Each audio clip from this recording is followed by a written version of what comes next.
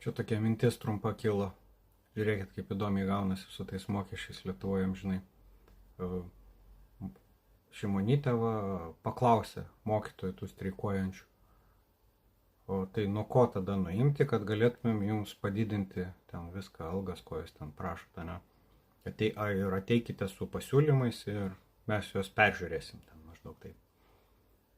Nu, atrodytų liktais protingas, o ne pasiūlymas, bet žiūrėkit, krašto apsaugai mes nutarėm skirti, kiek ten 2,5 procentų, taip, BVP.